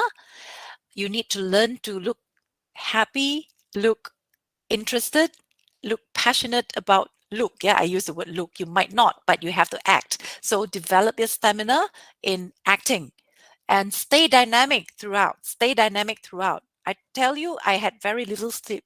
I had very little sleep last night, but now I don't look like I'm sleepy at all. Okay, because I have to stay dynamic for all of you. I have to keep the energy flowing and going, and to engage with the audience throughout by continuously and consistently looking at the camera. Yeah, engage through eye contact, through voice. Yeah, and it's sometimes even gesture. Build in short breaks. I did that. You need to do that for yourself and for your audience, because they need to actually take a break to relax before they can get back and continue to focus, right? So all this is important for you to maintain the momentum. And next is learn to delegate, not dominate. If you need help, just ask your colleagues, even ask your students, ask your family members to provide you with the technical assistance that you need. For example, sometimes you may have some issues with your slides halfway, so at least another person is there to back you up, right? So it's important to always give a copy of your slides with the technical team as backup before your presentation. Okay, tell them exactly what you need them to do, so that halfway through your presentation, if something goes wrong, at least the person will be able to come in and help you, right? So that it doesn't affect the flow of a presentation that much. Don't get sidetracked by the chats during presentation. So like now, because there are not many people, I can still manage that. But as far as possible, try to get another person to manage the chat But even though I could look at the chats, I wouldn't be able to look at all the chat messages, right? So Dr. Wawa might have to do that for me because she's a moderator. So always good to delegate and not dominate everything. Don't think that we're a superhuman being who can do everything, right? So you just focus on your presentation, focus on engaging your audience, while all these chores you can actually ask someone to help you, right? So in order for you to give a good presentation, you really need to be the greatest showman, fit enough to get an academic award, to get an Academy Award. Yeah, the Oscar. You need to be the greatest showman. You need to put up the front, even though you're breaking inside, even though you're nervous, even though you're tired, even though you're angry, even though you're moody, you still need to put up a front to look happy and glad to run the webinar. That is your responsibility. That is your duty. That is your mission, right? So your virtual showmanship comes in the form of your personality.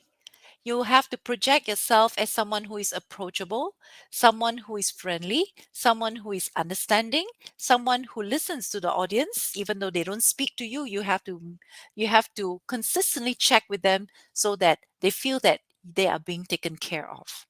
Okay, so that kind of personality. If you're not that kind of person, it's time for you to build that kind of a front for yourself, a different face for yourself, just for online presentation, or even your face-to-face presentation.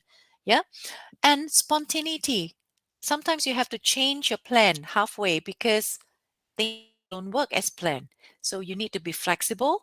You need to come up with last-minute change, and you need to deal with it. And you need to be able to go through the change or execute the change without changing your face. That you look nervous and scared. You have to, do it with poise and confidence. Yeah. Creativity. You need to think of some interesting things to do or some interesting things to say. You cannot just keep on reading from the slides. You need to come up with examples that are relevant to the audience, and from their response, you pick up something and you take it from there and you come up with something very different or something that is relevant to them, that they can understand better. So this is what we have to do. Stay creative, stay spontaneous. And at the end of the day, I think it is very important for us to stay true to ourselves. As much as I say that we need to be the greatest showman, but you need to actually know yourself in order for you to know your limits, your strengths, and so that whatever that you give is authentic. One of them is, do not take slides or notes that are not yours. So authenticity. Just be yourself and enjoy the session so that the audience will also feel it, that they will enjoy it as well. Okay? Yeah. So I think I have come to the end of the session, and now I would like you to do this. Let me share with you, Dr. Wawa. The crossword, is it? Yes. The Now we've come to okay, the last part. This is the most challenging one. So what I need you to do is to complete the online crossword puzzle. Probably I give you about 10 minutes. Yeah, 10 minutes. So 12:55. 12:55, we'll see whoever that can send in before that or on the dot, 12:55, to Dr. Wawa's email. Okay, this is Dr. Wawa's email. You can screenshot your crossword puzzle and send to her. And we will check the answers, and whoever that the first answer that is all correct, that reaches Dr. Wawa's email first, will be the winner. So that is the rule. Okay, it doesn't mean that if you're the first to send in, you will get the prize. We have to check whether or not you get all the right answers. So that is a crossword puzzle. It's like this. So I give you some time to work on this. So this is another strategy that you can use to do some crossword puzzles during your session. it is good to check back. Let your audience actually reflect on what they learned, and by giving you the answers, and also you'll be able to check whether or not they know what they listen to, or that what they have heard so far from the answers. So all these are related to the session. Jackie, in the meantime, can we have one question from YouTube? Can I? Yeah, sure. Yeah. Okay, it's from Sharina from in YouTube. How to look pretty online? How to look pretty online? Lighting must be good. Light makeup would be nice. You do not want to go online barefaced, because the lighting is already will make you look very, your skin won't enhance your skin that much unless you use the special effect. But I don't like special effect because it makes you look fake. It just makes you feel like you're not the right person. So I think it is important to put a little some light makeup, and lighting is important. The ring light, just invest on ring light, and also choose a space where there's some kind of natural lighting as well, plus the ring light would be good. Some natural lighting. You cannot rely totally on ring light. Yeah. So some natural lighting, and yeah. I hope that answers the question. That's what I do. That's what I do. Yeah. Okay, participants. Number one already hard. Number one already hard? Not really.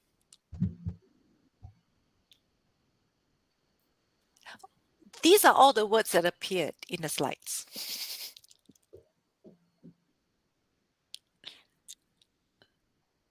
Focus. It's all right. Have fun. Have fun solving the puzzle. I had to crack my head to come up with all the clues.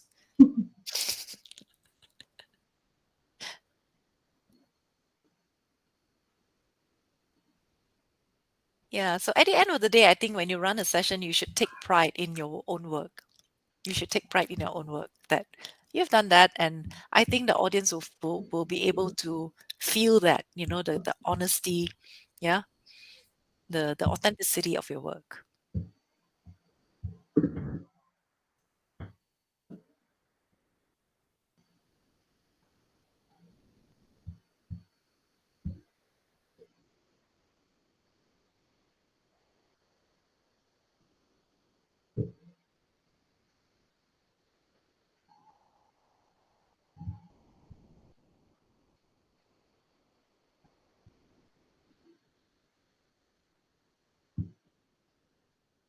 I'm sorry, this crossword labs, it doesn't allow us to send it, to share the answer. So you need to screenshot. It's stated there. That's why I just took from the instructions from the page. Yeah, so you need to screenshot. Yes. Can Yes. you please check 8 across? Uh-huh. I think there's a box missing, if I've got the answer correct. 8, an activity that makes people who do not know each other feel more relaxed together. Number 8.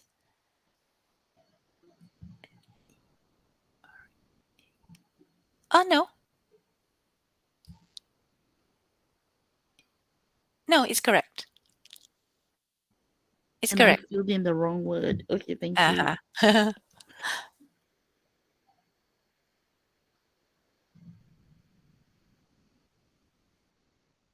All right. In the meantime, if let's say you have a question to ask with our speaker, feel free. They are cracking their head. Yeah, I think all of They are very, very focused now. Jackie, could you please share your random name picker, the one that you use? Because I think I use mine, but mine is actually very distracting. The Yours wheel, is is it? quite clean. The one that you have the random name speaker. The wheel, I think. The wheel, yes. Pickerwheel.com. Oh, it's there. Okay, right. Thank you.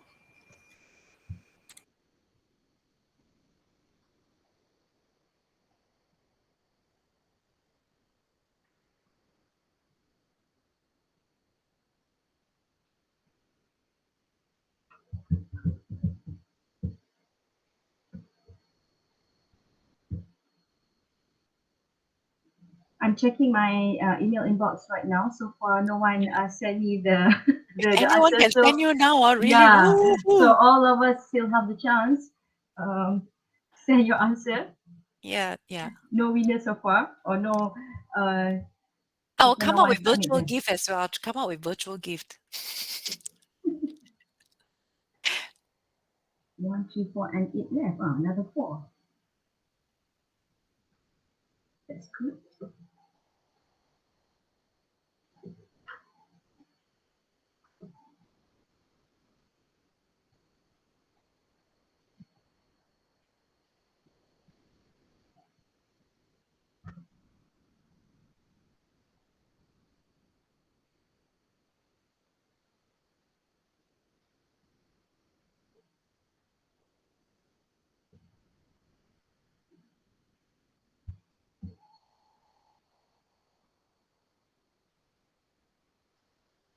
So I believe in order for you to answer the questions, you have to pay attention from 11 sharp just now until right now before Jackie shared this crossword puzzle.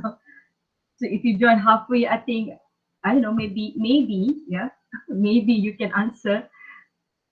But I think most of it is No, just based on the clue, you might be able to come up with something. Yeah.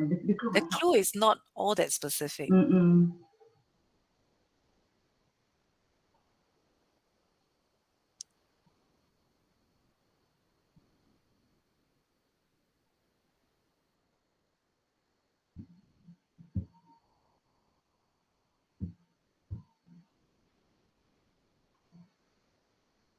Participants from YouTube and also Facebook, the link also has been shared in the platform. So yeah, feel free to complete that too, no problem. And if you have any question, just type in your message in the comment. Welcome. The competition is open to all. Yeah, to all the 3 platforms. Yes, it's a fair competition. Yeah. I'll share my email in the platform too.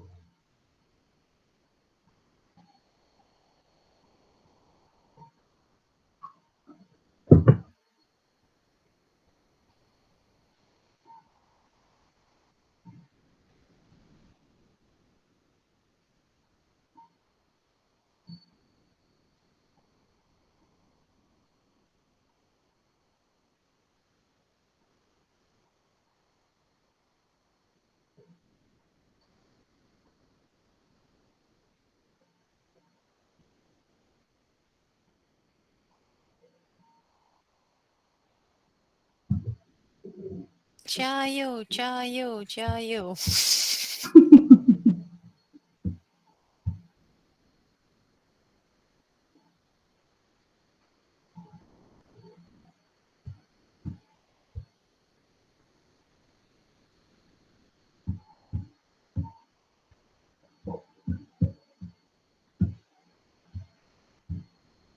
Dr. Ahmad Fairuz, do you have a question to the speaker? Because you can see the raised hand there. So far, so good. Oh, okay, all right. Right.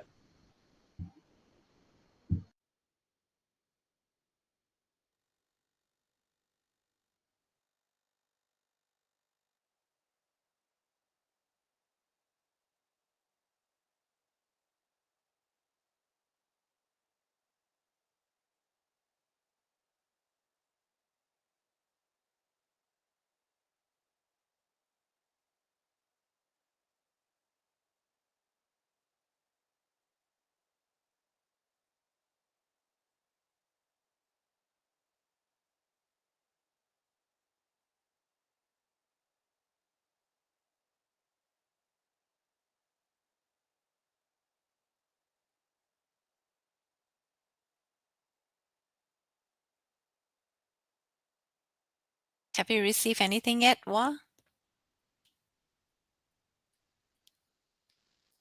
Not yet so far. Not yet so far. Maybe I should give out some clues. Maybe I should give out some clues. So, number 1, the first letter starts with E.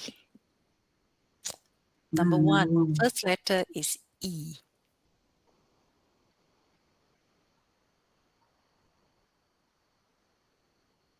Sana, they all raise hands. Yes, anything, Sana. You sent out already? Dr. Ahmad?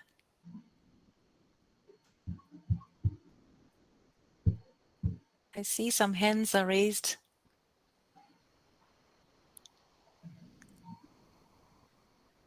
So is it the raise hand for the break just now?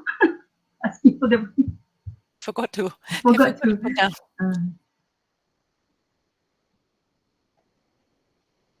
Yes, Ponazana Mati.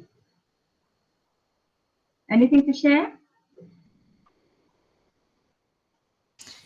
Jackie, could you share the first letter for number 3? I accidentally. Number 3.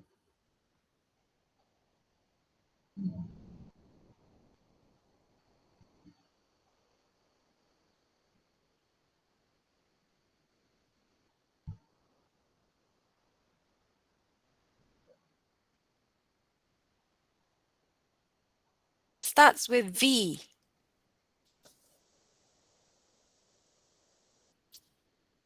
I think number 7 start with G. Am I right?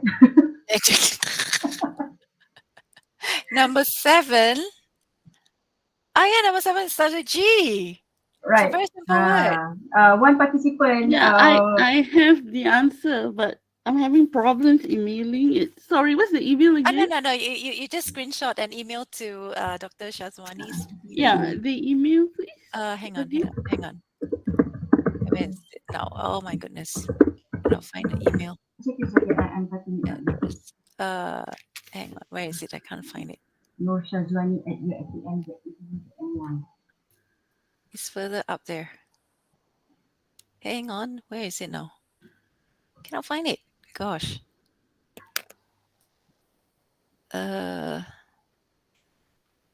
One participant from YouTube chat the answer. One of the Wow. Yeah, the email, please. Oh, it's email. Yeah. Hey, why is it not there? The email? I have no idea. I have typed it. Can you type it out at the chat box? Is it not there yet or what? I just cannot find it in the chat box. Could you just type it out? Yeah, Mr. Muhammad Razif already emailed the answer. Okay. Yeah, but never mind. I've tried to email it. I don't have the address. I just typed it actually, but maybe.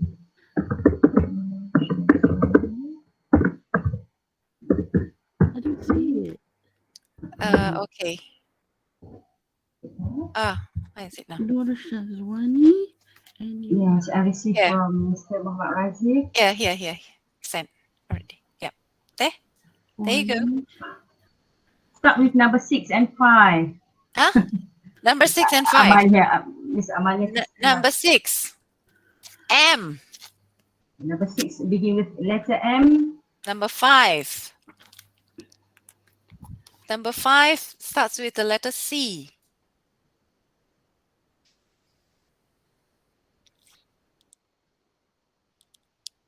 Cool. So you should have received quite a number. I'm sorry to load your email for what after this you can delete. Sure, no problem. So your Google storage goes out again. No problem.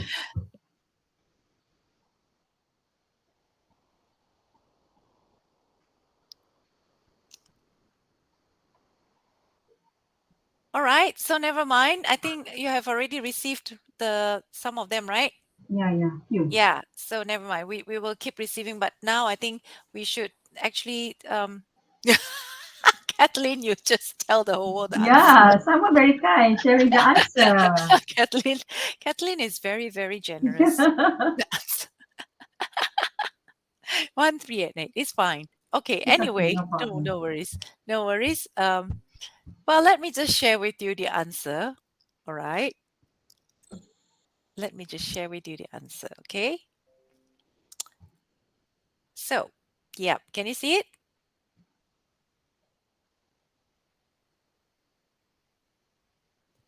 That's the answer. You have enthusiastic, number 1. Number 2, audience. Number 3, visuals. Number 4, slides. Number 5, content. Number 6, momentum. Number 7, gift.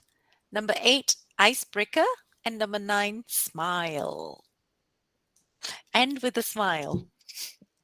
End with a smile. Very nice. Okay, people. So to sum up everything, you need to know your audience. Yeah. To captivate your audience, you need to do these 3 things. Know your audience, who they are, what they know, or what they want to know, why they attended the presentation, and so on. Content and delivery to match the needs and interests of audience. And how to bait your audience. Always start strong and end with and convincingly. Yeah. Project your personality through facial expressions and voice. So stay true to yourself. Yeah. Move your audience with your personality, not only through content, but personality as well. So remember the Isaac. Remember your Isaac. What is that? Icebreaker, illustrations, short story, statistics and surprising fact. You have aphorism, you have analogy and metaphor, questions and quotes. Yay, my memory is not bad. And then use gifts as baits. Yeah. And how to keep your audience? You can prepare comprehensive and captivating slides and try to inject a lot of interactions in your presentations using interactive presentation tools, and engage the audience through live Q&A and competitions, which you just did. Maintain the momentum throughout. Don't look bored, even though you're extremely boring. You don't look bored, right? Because once you do that, your audience will be more than happy to model after you. And delegate your some of the chores to some people, some of your friends or your family members to help you managing your presentations. And lastly, we should work on how to own our own show, how to own our presentations by giving it your own brand of features, your own brand of uniqueness, your own brand of special specialty. Okay. Conclusion. All presentations are performances, whether you are presenting in person or virtually. And all performances are in service to you're actually acting for your audience, whether they're paying or not paying. You need to act for them. Their time is valuable, so honor that time by delivering the best presentation you can. No matter what kind of presentation you're giving, you must find ways to create authentic audience connection, engagement, and value. So that is what I meant by authenticity, spontaneity, and creativity. With that, I thank you, and I really appreciate your participation, your time, and also I hope that you learned something out of it. It's nothing new from here, but probably it's just more like a refresher course, and you might learn 1 or 2 things new, but I think most of them you already know. Okay?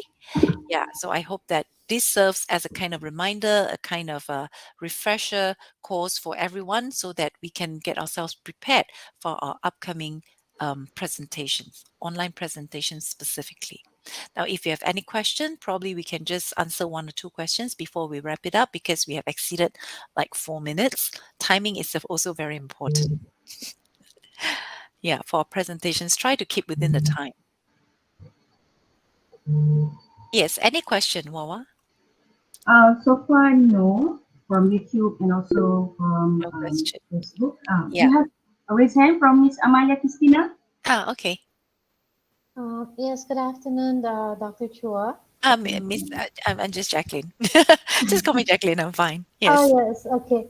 My question is that in a class, we don't have like the same kind of students. So we have variations. Like we have fast learners, we have slow learners, and we have. So how are we able to know how to be in the mean, the golden mean of having these kinds of students? Okay, I think the best is give the best to both worlds. You have some activities that are suitable for the more challenging tasks for the so-called the proficient students, and you come up with something that is not so intimidating to motivate the weaker students. Not that they're weak, sometimes they just feel intimidated. So if you come up with something manageable for them and encourage them to work on that, and once they have tasted the sweetness of success, that will probably motivate them to participate further. I think that's the best we can do. I hope that answers your question. Yes, it is. Thank you very much. You're welcome. Okay, let's have another one from Miss Afni. Yes, Afni. It's me again. First of all, I'd just like to congratulate all of you for a wonderful webinar. I had to pay attention so what you've preached has actually worked. But my question is this: is there any hard and fast rules on using jokes? Yeah. I actually refrain from using jokes that much unless you really know the audience, or I prefer to use jokes when you're face to face because you actually can see them. Virtual webinar is a little bit scary to use jokes. I mean, you have to you have to define what jokes you're talking what jokes you're talking about. If it is something that is general and it is something that everyone you have to make you think that everyone will be able to understand, then yes. Otherwise it's going to fall flat. Yeah, you have to actually gauge your audience in the first 5-10 minutes and you decide whether or not you should or should not use joke. All right. Thank you so much. Thanks. You have to use that on the spot. You cannot really tell whether or not You I'm wouldn't planning. recommend it Yeah, for no. virtual presentations, yeah? No, All right. I don't really encourage that Thank you unless, so much. yeah, unless you are very confident, that you know them already in that 5-10 minutes. All right. Okay. Yeah. Yeah. Is that all? Yeah. I think we can keep the questions, if you wish to do that, you can actually, send message to me or send to my email if you really want to. Okay. But yeah. Otherwise, I think, Wawa, can we have a group photo before Yeah, sure. we break for lunch? Yeah. Okay, so I think everyone Not that I'm can. eager to go. I just don't want to waste the time. Not that I'm eager to leave. I'm more than happy to stay on, but then I'm sure there are people who are like, I want to go already. Let us go. All right. So with the customary group photo shoot, everyone feel free to go. Right. So if you haven't submitted your crossword puzzle, if you feel like you want to, it's fine. If you don't want to, it's also okay. It's not Yeah, no marks will be taken or taken away. Everyone can feel free to switch on your camera. Don't leave, people. Hi, Chui. Okay, ready, everyone? 1, 2, 3. All right, a few seconds to share with the boss, actually. Okay, let's have another one. Ready, everyone? 1, 2, 3. All right. Thank you so much, Dr. Wawa, and thank you so much, everyone. I wish everyone an enjoyable semester break in advance. But now everyone has to slog first, okay? Mark. Yeah. Right. Okay, so stamina. Keep the momentum going. The marking momentum is important. Right? All right. So bye, people. Thank you so much. Okay, thank you very much, Ms. Staying with Jacqueline, us. for Yeah, the bye-bye. interesting and Welcome. fruitful session just now. Bye I hope bye. that participants too are getting some valuable tips. Yeah. Again, on behalf of Akademi Pengajian Bahasa and ILD UiTM Kedah, we really appreciate your presence and active participations today. Thank you and have a nice day ahead and happy weekend for those in Kedah, Kelantan, Terengganu, and Johor. And Whoa, last that's but good. not least, happy Yeah. marking, everyone. Thank Yeah, you. and those winners, you will get your prizes very soon once we have finalized everything. I'll send to you. Right. So don't forget to share with Dr. Wawa your details. Right. I remember who is that? Feed. I know Feed, and then Sharifah, and another one. No, Arzila, Oh no. I did. The trivia one is not Arzila, I did. Nazila. Yeah, Oh, I okay. got the email already. Okay, great. Thank you very much, All people. right. Thank you, Bye. everyone. Thank you. Yeah. Bye-bye. From Facebook and also YouTube participants too. Thank you, everyone. Yes, thank you.